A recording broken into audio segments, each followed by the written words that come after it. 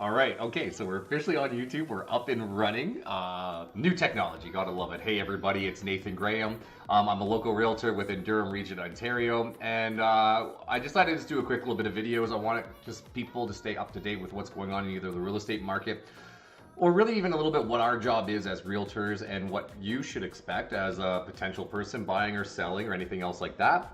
Essentially, this is just an information guide for something for you to use to your own benefit. So take it or leave it for what it's worth. I'm just going to share with you how I operate, how some things should operate, especially when some big changes are made. So let's start off with something. The main reason why I'm doing this video, and please, by the way, before I start too, please give me feedback on everything that's going on. Let me know if you like the sound quality, if you like the way everything's set up.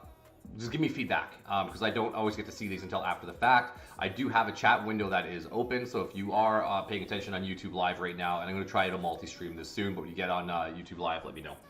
Okay, so I wanted to talk to you about representation today because in the real estate world, we just had a massive shakeup. Some things you've probably seen in the news, things like open offers you probably heard of, and a big shakeup. So essentially we used to have what's called REBA 2002. This was the code of conduct for all realtors for a very, very long time.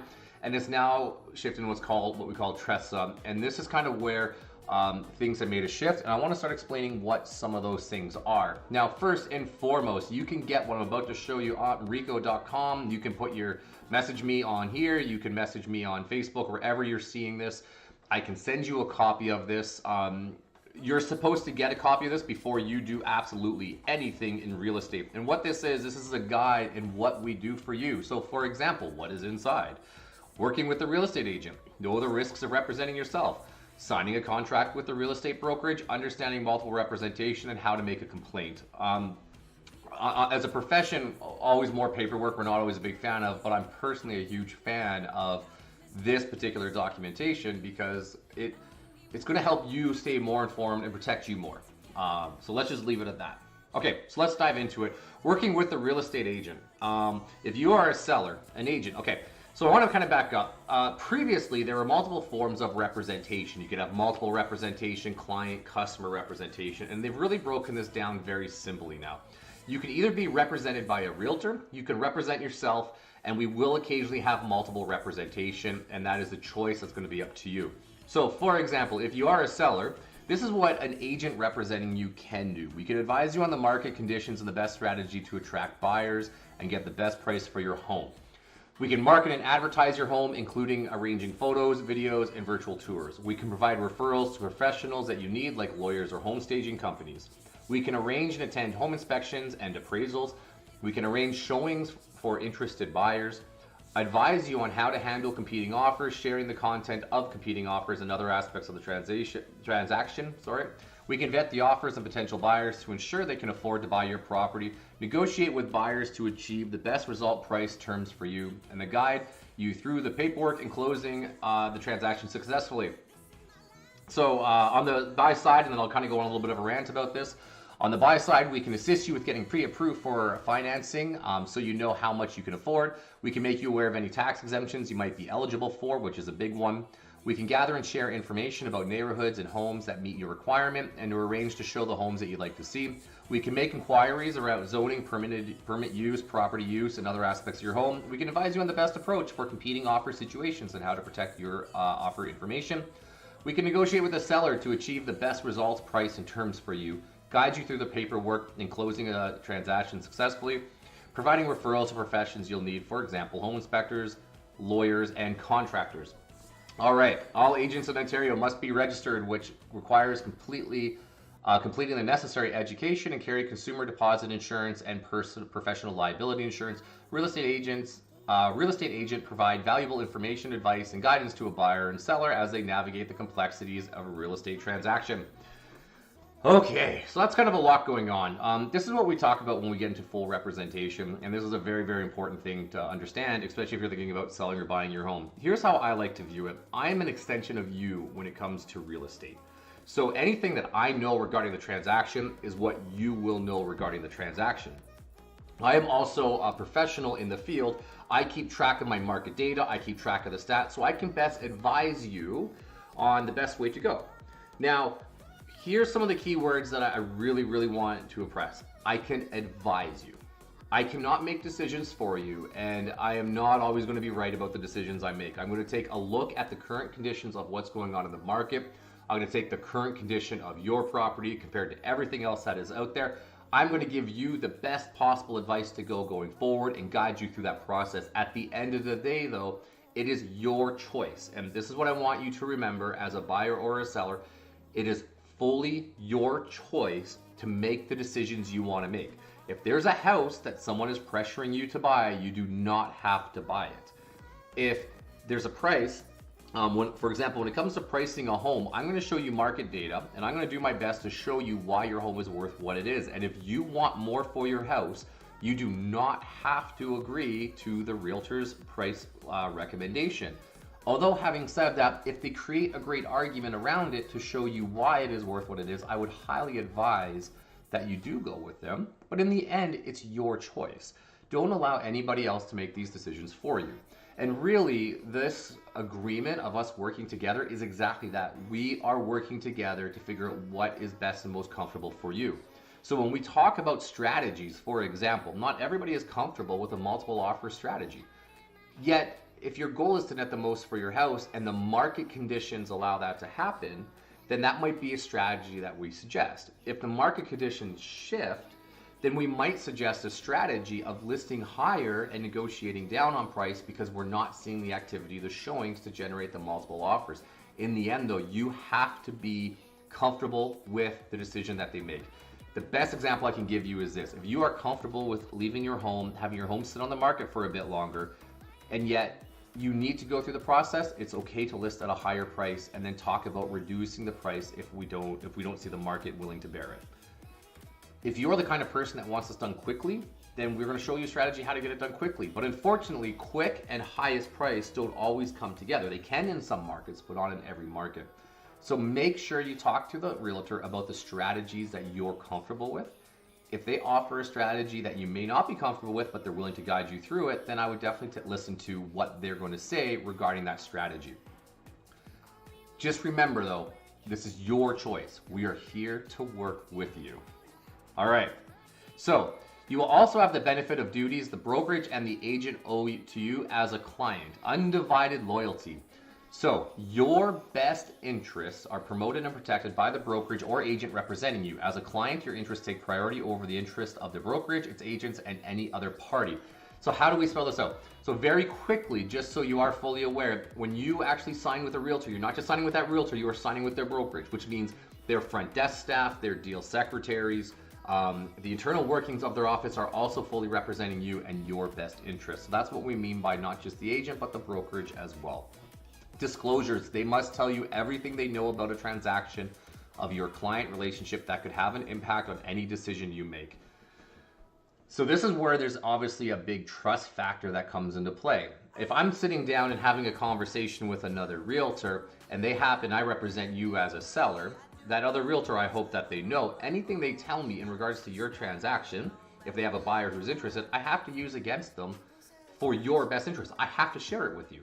So if another agent comes up to me and says, hey, Nathan, I love your house on 123 Main Street. My buyers really want to buy it. Listen, they're willing to go to $800,000, but we only want to pay $750. Can you get it done? My answer to that is I now must tell you exactly that conversation that just happened. And so you get to make the decision, an informed decision. When it comes to disclosures, make sure that you are having everything disclosed to you, and you cannot ask enough questions. We're not going to have all the answers. Heaven knows, man, people ask me questions all the time that I do not have the answers to, but sometimes it makes me go get an answer to it, and sometimes it makes me go ask the other agent for more information if it's a priority for you. Confidentiality. Your confidential information cannot be shared with anyone outside the brokerage without your written consent except where required by law. Even after your client relationship ends, this includes, for example, your motivation for buying and selling and the amount you'd be willing to pay or accept. So again, it's like, I always think about this as having a conversation with a lawyer. It's like, I always bug my lawyers when I have to have a conversation. I'm like, so this is confidential, right? We're under lawyer confidentiality. Well, the realtors have the same thing as well.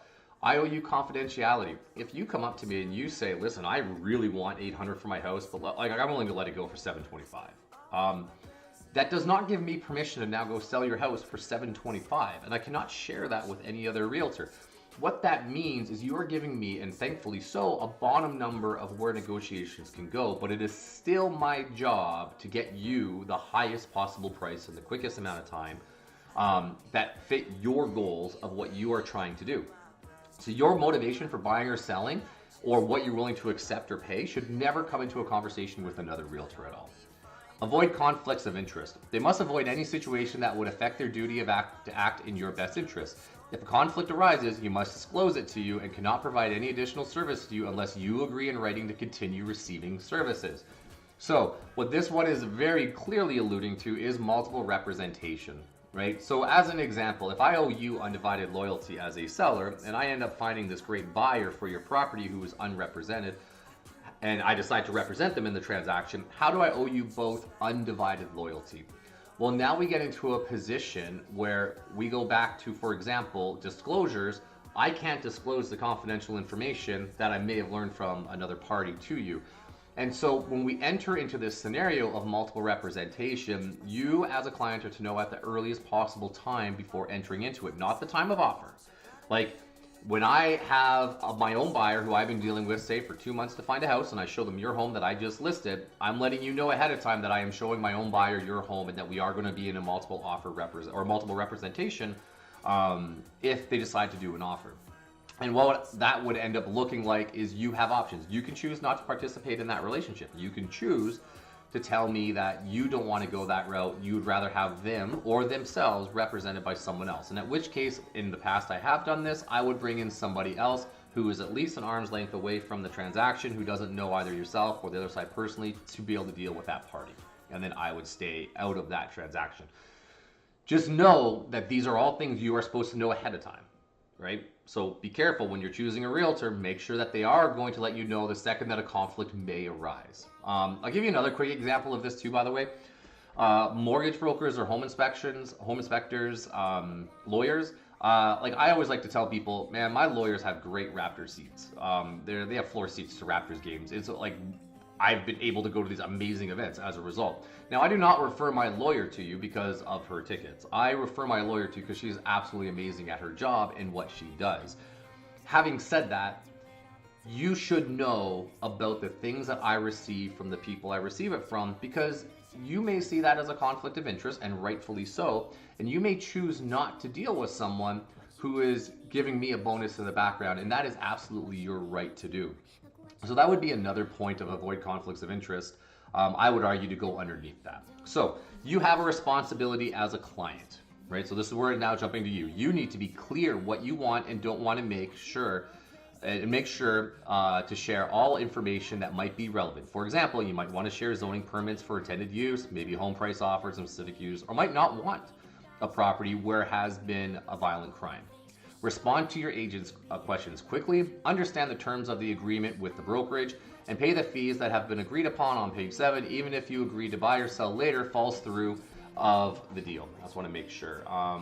Okay, so this is kind of like the request in return. First and foremost, we need to know absolutely everything about the property, whether you think it's relevant or not. And where I give a good example of this is I remember hearing a story years ago where it was like a 50-acre farm approximately, and this is not exact, but anyways, the town appropriated a part of the south part of the property for the south part of the property for a highway, to build a highway through. Now, even though it wasn't necessarily directly close to the property, it was being taken up a portion of the property, and the sellers did not want to disclose that fact. Well, that is something that we need to disclose because that could directly affect the person buying it or the value of the property. So there's an example of what might be done. Things that I also like to see disclosed. If you have leaks in the house, please tell us. Let's face them now. Let's figure out the problem now. Now, if you have a leak that's hidden, yes, we have to disclose that. But if you fixed all these issues, we don't have to disclose there once was a problem. We just have to disclose when there is a problem. And some of these issues are not very big right out the gate. They're bigger when they're a surprise in a home inspection. So one that I've been seeing more and more lately, for example, is aluminum wiring. When we see that we have aluminum wiring, I recommend that you get an ESA done right away for insurance purposes. And that way you also know everything that's going to go on. This would have to come in through an offer anyways. If we do not disclose that, then what we might end up finding is that someone does a home inspection after tying up your property for 4 days. Now they see that there's aluminum wiring. They may get freaked out and walk out of the deal because it was a surprise. They might wonder what else is up. Or we might now have to extend the conditional period for them to be able to fix that problem. So please disclose things about the property, and then we will let you know whether or not we have to disclose it, whether we shouldn't. Some things we don't have to disclose. So we will help guide you through that. And again, in the end, if it's something you want to disclose, we will disclose it. And I want to be very clear on that. Not all parties see the same value. I'm trying to figure out how to politically say this. See the same moral value in what a disclosure is. I'm not saying some people are trying to be immoral. I'm just not saying that they might see it as a problem, but yeah, you may see it as a problem. So if you want something disclosed, then please disclose it. Respond to your agent's questions quickly. That's a very clear one. Negotiations just happen bang, bang, bang, bang, bang. So we definitely want to start having those responded to quickly.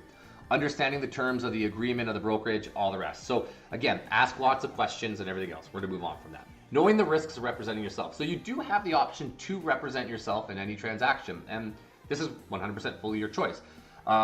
There are risks that are involved, and there's also some people are willing to take on those risks. It's not for us as a realtor. Again, I want to be very clear on this. It's not us for a realtor to judge your actions. Representing yourself is completely a logical thing to do if you feel like you are qualified to do it, yet much like everything, understand the risks before going into it. So if you are involved in a real estate transaction and are not a client of a real estate brokerage, you are considered a self-represented party. This means that you have chosen to represent yourself, which is different, has different rights and responsibilities. Very few buyers and sellers make this choice. There is significant risk to representing yourself in a real estate transaction if you do not have the knowledge and expertise required to navigate the transaction on your own. You will be dealing with a seller or buyer who is benefiting from the services, opinions, and advice of an experienced real estate agent. RICO recommends that you seek independent professional advice before you proceed as a self-represented party. If you choose not to work with a real estate agent, it may be your responsibility to look after your own best interest in protecting yourself. This may include things like making inquiries about zoning, permit, property use, and any other aspect of the property. Determining what you believe to be the value of the property that you are buying or selling. Determining how much you are willing to offer or accept, navigating a competing offer situation, deciding the terms you want to include in your offer or agreement of purchase and sale, and preparing all documentation. The real estate agent is working for another party in the transaction. Pay attention to this, please, so much. It is important to be aware that the agent has a legal obligation to act in the best interest of the person on the other side of the transaction. If you are a buyer or even just inquiring about a property, for example, the agent is working for a seller. The agent has a duty to do what's best for their seller client. Be aware that the agent is obligated to share anything you tell them with their client, which might not be the best interest to tell them, including your motivation for selling the property, the minimum or maximum price you're willing to offer or accept, and preferred terms and conditions. Okay, let's keep going. The agent what we cannot do if you are self-represented is provide you with any services, opinions, or advice. Do anything that would encourage you to rely on your knowledge, skill, or judgment, or encourage you to represent yourself, or discourage you from working with another real estate agent in a brokerage. Any assistance the agent offers you is a service to their client, not you, is the best interest of their client, not yours, not you, and is to help their client sell or buy a property. The agent must give you RICO information of disclosure of represented party form and walk you through it before they can provide you with any assistance. You will be asked to confirm you received it and understand what it means to be self-represented. You have the right to change your mind. If you are concerned about completing a transaction on your own, you need advice from a real estate agent. You can choose to become a client of a real estate brokerage at any point during the transactions. Okay. So this is a lot. This is where some of the risk comes into play. So basically what this is saying is if I have a house represented and you choose to come to me and you're like, I want to buy this house, but I do not want you to represent me. I do not want to be represented in multiple. I will represent myself. First things first, the best way to approach this situation is understand that everything I do is in benefit for my seller, which means if you tell me motivation, what you're willing to pay, any of those things, it is my job to get the best possible deal for my seller. It's my job to get you to pay the most amount of money under the terms that I want for my seller, or my seller wants, and under the preferred conditions, okay? These are very, very important sites. The other thing is, I am not there to help you with finding out zoning, property use, determining the value. I am not there to let you know what you're willing to accept. I'm not there to help you navigate some of the complex situations. This is the choice you make when representing yourself fully. So please, please, please be careful. Make sure that you're fully aware of what you're getting yourself into. And this last part too, you have the right to change your mind. If you do decide to represent yourself fully and you find that this isn't working out for you, then you have the right to look at that agent or choose another agent to represent you as well, right? Now, one of the big things I want to really point out, a lot of people like to go this route not because of expertise, but because they believe it's going to save them money. Because in their mind, this real estate agent no longer has to pay a buyer's agent, then they get to make, then that means the seller doesn't have to pay, blah, blah, blah, blah, blah. The way commissions work in a real estate brokerage or in a real estate transaction is the seller agrees to pay the listing agent X amount. And out of that X amount, they agree to pay you. Or pay whoever brings the buyer, sorry. So what I really want to point out to this part is it doesn't necessarily mean that they will be saving money. It just means that there's not someone else getting paid in the transaction. And again, they don't represent you, so they have no obligation to tell you any of this of how that's going to be dealt with and played out. So be very, very careful. The last part I'm going to say to that too is remember, especially on the buy side, typically you don't pay a buyer's agent. I've never been paid directly from a buyer client in my 14 years at the time of this video in real estate. It doesn't mean it doesn't happen. It just means I've never had it happen. So make sure you're good with that. Okay. Signing a contract with a real estate brokerage. When you become a client, you sign a representation agreement with the brokerage. The contract is between you and the represented brokerage for real estate services and representation. If you do not want to sign an agreement, you should not expect the real estate agent to provide you with any services like showing you a home. Representation agreements can be called buyer representation agreements or seller representation or listing agreements. Your agreement must be put in writing and presented to you as soon as possible. Protect yourself by reviewing the agreement in detail. This will help you avoid any misunderstandings between you and your real estate agent. What to look for in a representation agreement. Your representation agreement should describe the duties owed to you, the services you will receive, your rights and responsibilities that you will pay in specific terms of the agreement, including how long the agreement will last and whether you can cancel it. Here are some key things to look for. Name your designated representative. This is something new, by the way. If the contract is a designated representation agreement, the name of your designated representative will be included. More than one real estate agent working at a brokerage can identify as your designated representative. Scope. Your agreement should specify the scope of the engagement. If you are a seller, this means the agreement will identify the specific property. Buyer representation. There are two kinds of representation agreements. Brokerage representation. This is the brokerage and all its agents represent you, and you must promote and protect your best interest. But one of the brokerages, real estate agents may be your primary contact. They may provide referrals to your professionals that you need, example, home inspectors, lawyers, all the rest. Designated representative, one or more of the brokerage real estate agent is your designated representative. The agent represents you and must promote your best interest at all times. The brokerage and its other agents are required to treat you impartially and objectively. An important aspect of design of designated representation is that it reduces the likelihood of multiple representation. You can read more about this on page 9.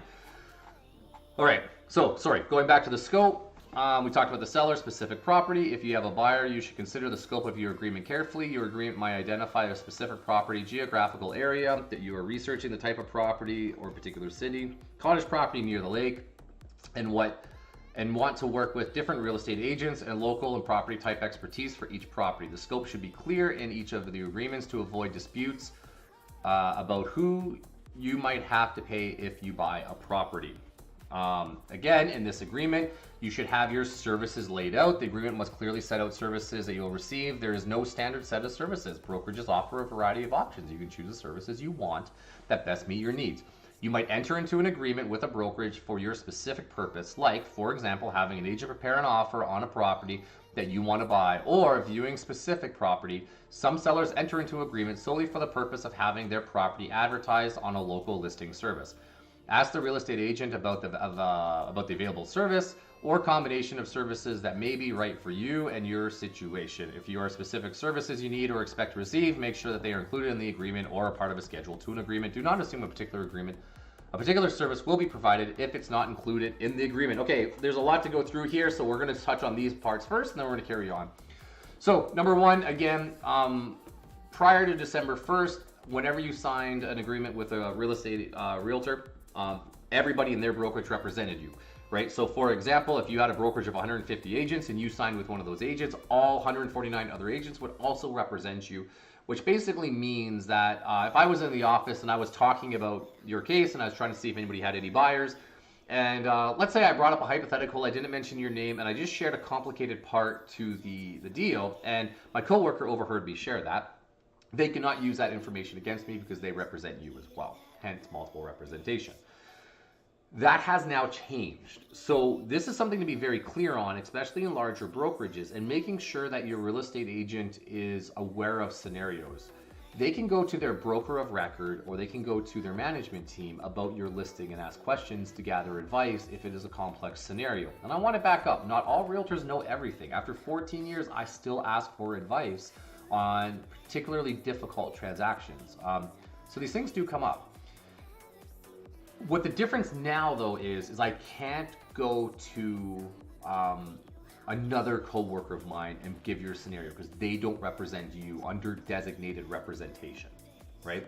So we're no longer multiple reps. If I go to my coworker and I share a scenario, they happen to figure out it's your house listed, they have to use that information in best interest of their clients. And that is one of the biggest changes that we see here. So again, this is going to be due to the level of real estate agent that you have,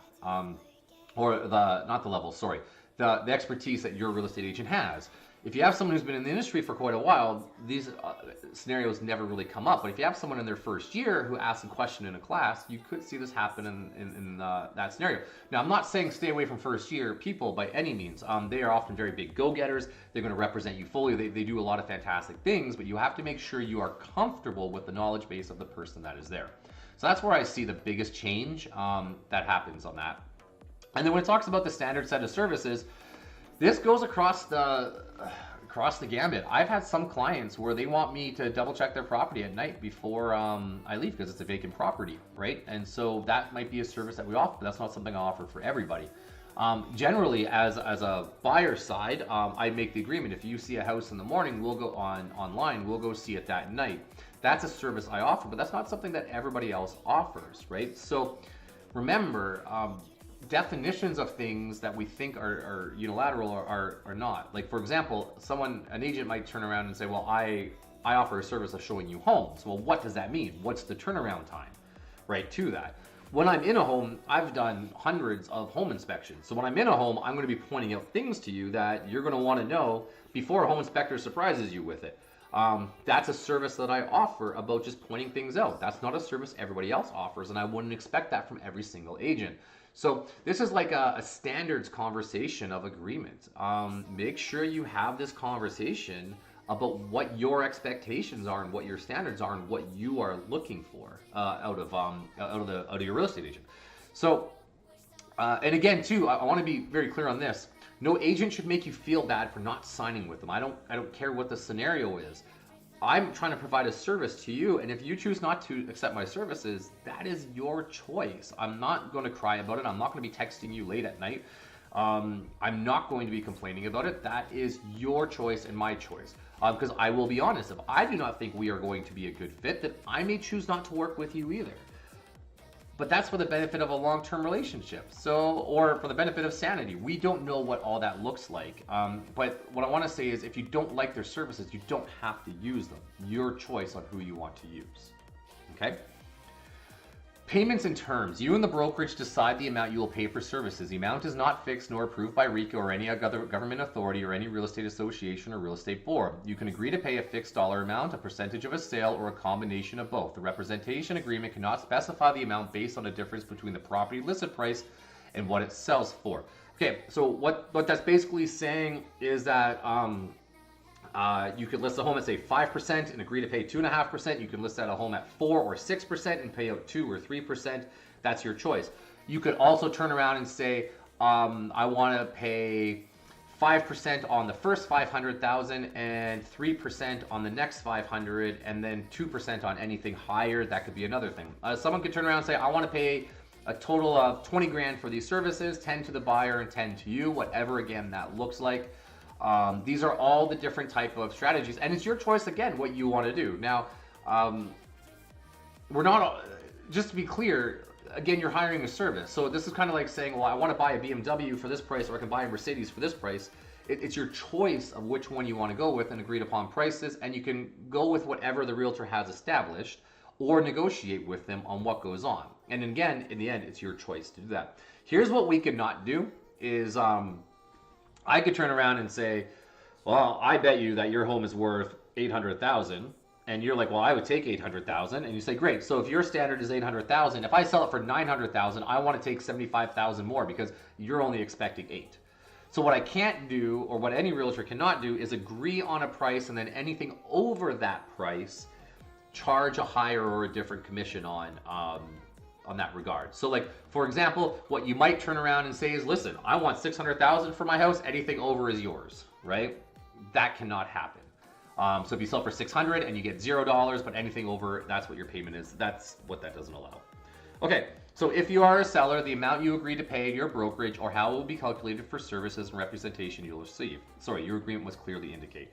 The amount you agree to pay, if any, to compensate the buyer or brokerage for fees, and how the amounts agreed to pay might change if you consent to multiple representation. Okay, so again, let's quickly touch on this.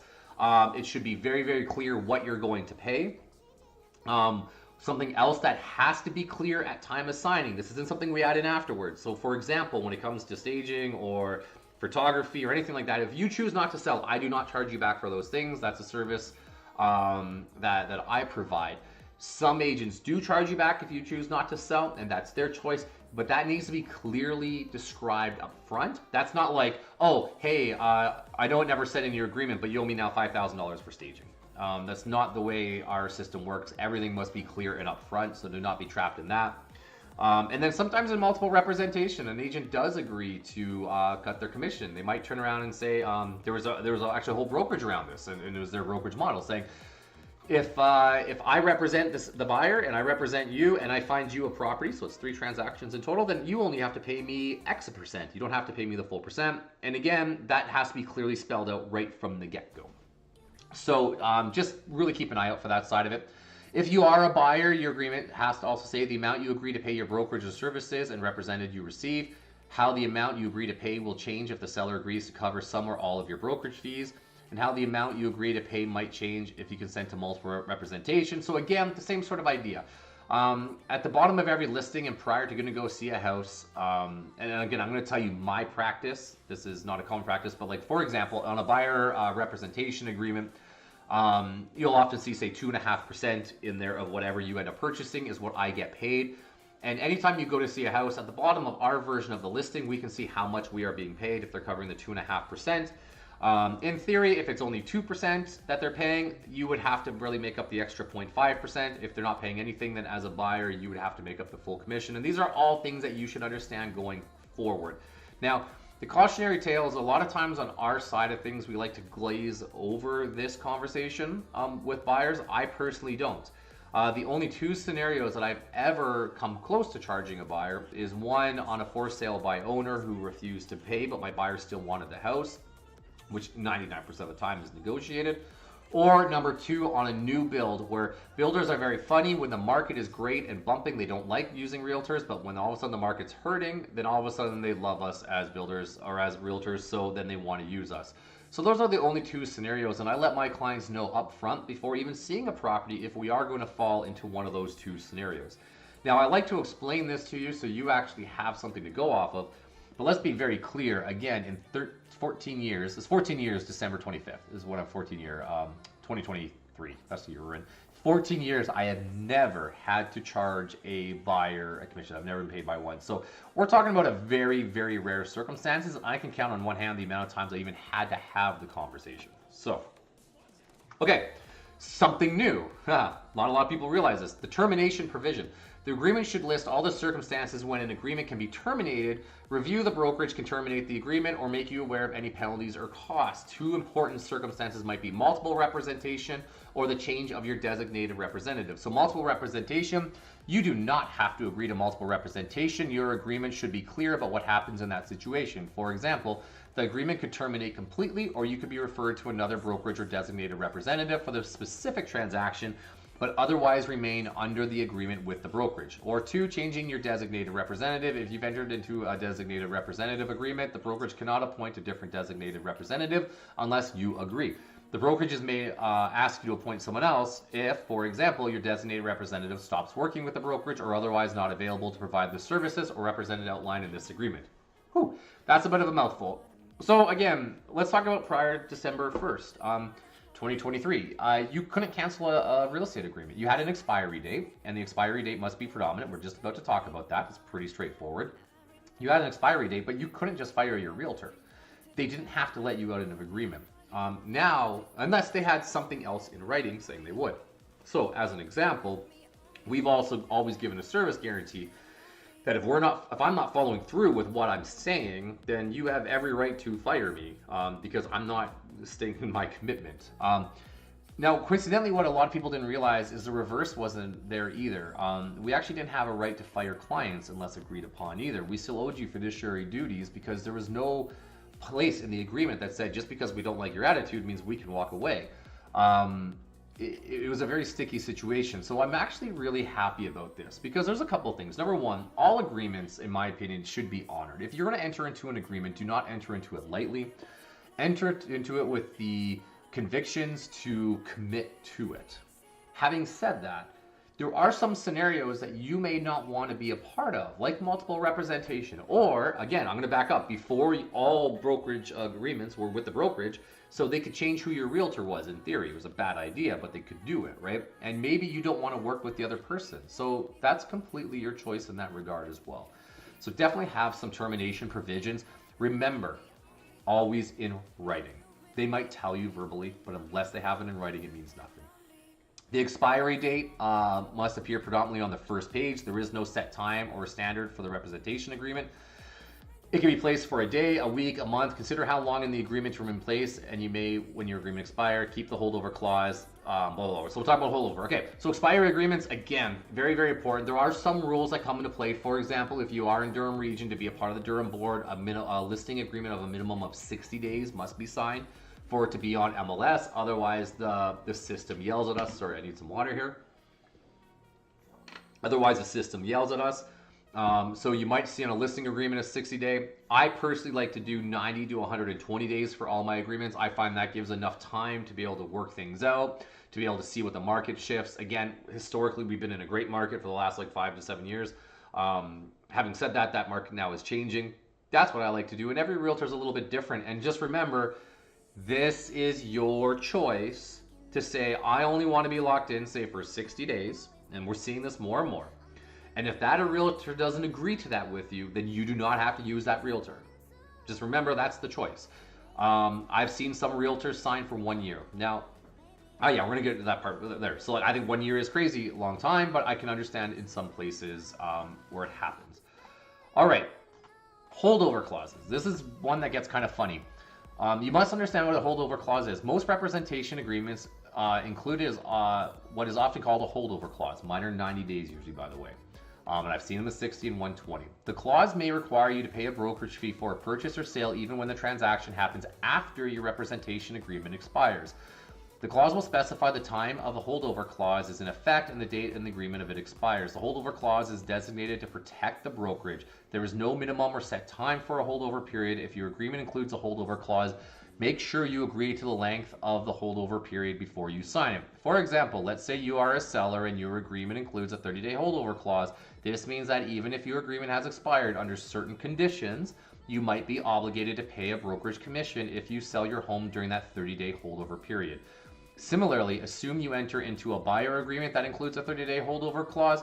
The agent shows you a home before the expiry of the contract. If you buy that home after the expiry agreement, but during the holdover period, you might be obligated to pay the brokerage commission. All right, so there's a lot of reasons for this. Here's one of the biggest reasons why I like to describe it. What this is designed to do is protect the parties involved. So for example, I go ahead and show you a house. Later that night, after I show you the house, you go knock on the door to the seller and you say, listen, I have this idea. How about you fire your agent, I'll fire mine, and let's do an agreement. Let's save ourselves some money. That is what the holdover agreement is designed to protect. The other thing it's designed to protect is, okay, so I did all this work, and let's say I'm here to sell your house, and I'm charging, I charge 5%, let's say, and I'm selling your house, and then all of a sudden the deal comes to an end, and somebody who showed the house a month prior was waiting for this agreement to end. They come and knock on your door and say, listen, I saw the property 30 days ago as an agent, and I'll represent you to my buyers, and you only have to pay me 2.5%. That is a scenario where you may have to pay another 2.5% to the original listing agent. Really important part though, make sure you have a conversation about the holdover clause. I'm finding more and more in my experience that more and more people don't know anything about it, people who should know about it. So make sure you understand it clearly prior to getting into an agreement. So pay attention to the holdover clause. Holy cow, why did I think that doing all 12 pages is going to be a great idea? All right, let's talk about multiple representation. That's holdover. Now we're almost done. Okay, multiple representation means a designated representative or brokerage represents more than one party client with competing interests in the same transaction. This can happen in different ways depending on the type of representation agreement you and your other clients have with the brokerage.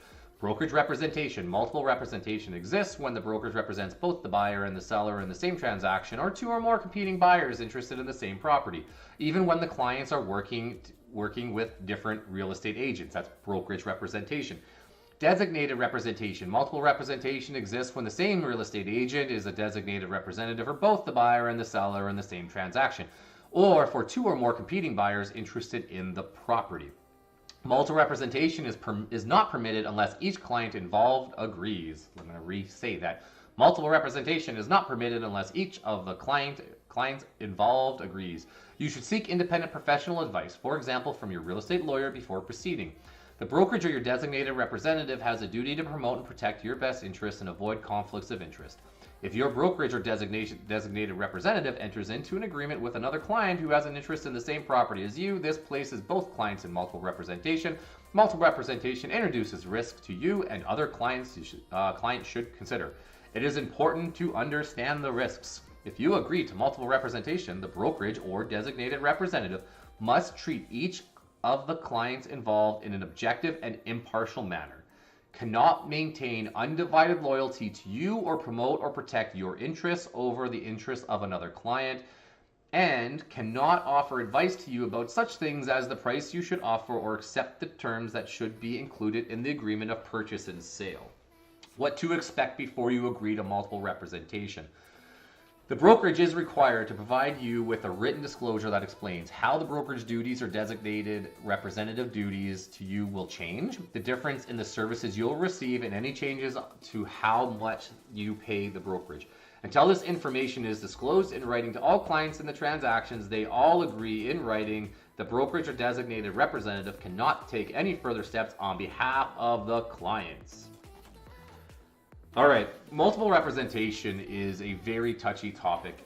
Real estate is one of the very few industries that actually allows to represent two sides of a party. For example, lawyers can't do it. They can't represent both defendant and accuser. So it's kind of a unique scenario we put ourselves in. Now, first and foremost, though, there's a couple things I want to be very, very clear on. And I want to start out by saying this. If at any point you're ever uncomfortable with multiple representation, you should not participate in it. Nobody should ever be forced to participate in something they do not want to participate in. And that includes multiple representation. And what I really love about this new agreement is if there's a house you really want, but yet you're not comfortable with multiple representation, you can actually choose to be represented by someone else now, depending on, going back up, the termination provisions. If you have a termination provision in there regarding multiple representation. Now, just because a provision is in there doesn't mean you have to exercise it. Maybe you do find it, you become comfortable with it. Because here's the other thing too. Personally, now I'm talking about my personal experience. I really never tell a client what to put on paper. That's not my job. It's not my job to tell you what you should spend or shouldn't spend. What my job is to do is to educate you about what is going on in the market. My job is to tell you what similar to that style homes are going for through comparables in the neighborhood. And then in the end, it's your choice, because here's the reality. Maybe that home, I've sold a home, for example, that had a handy capable bathroom that was could fit a wheelchair into. It was a really, really neat idea for the bathroom. Maybe that particular feature is more valuable than the actual cost of installation to you, because no other home has it. And maybe not having to go through the install to you is worth $20,000, even though it's a $5,000 bathroom, let's say. Purely hypothetical numbers.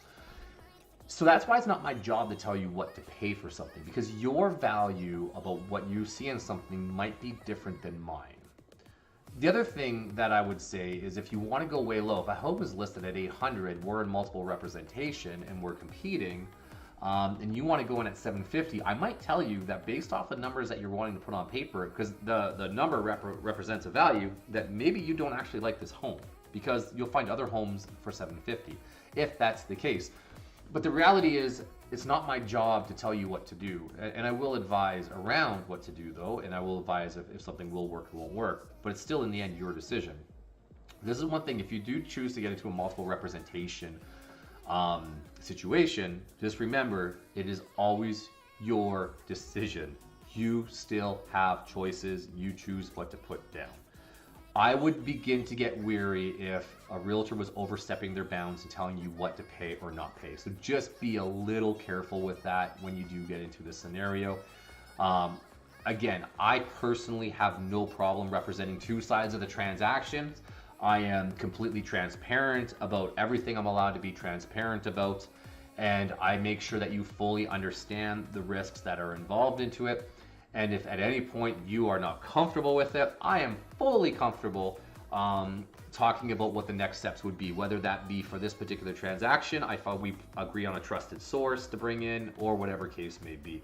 What I'm really trying to gather here, if I haven't really said it 5 times, talk to your real estate agent and do what is comfortable for you, okay?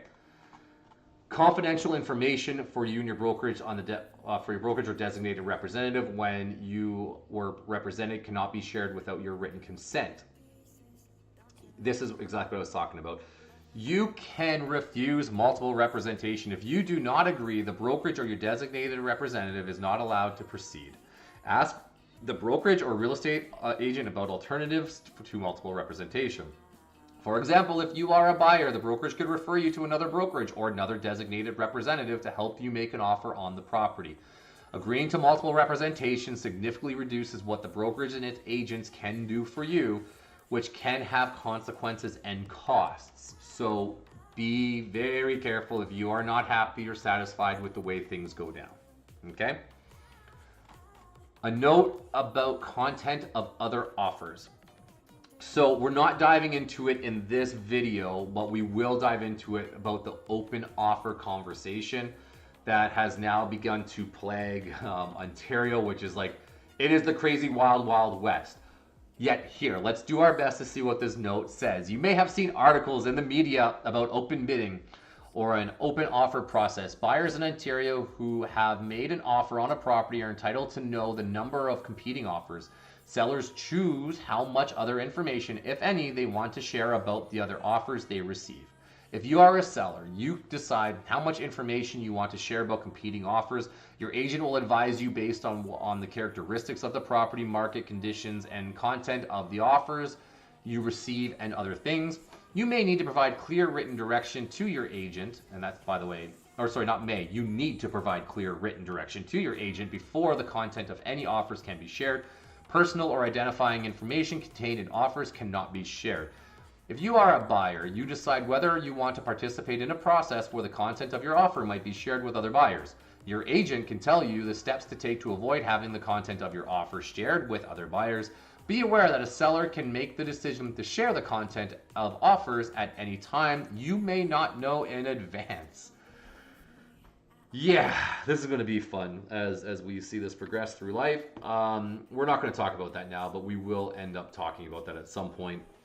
Long story short, make sure your agent or your realtor is versed in versed in these conversations about what open offers are and what they can do.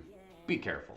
How to make a complaint. Okay, so again, I'm not always a big fan of this whole idea of, oh, let's just go complain about everything and everybody. I do understand that sometimes people are trying to do a job and everything else, but I also do understand that sometimes there's reasoning for complaints. Let me take a sip here. So, in the scenario where someone is not being lawful, in the scenario where they are clearly not keeping to what they said, they're acting unethically,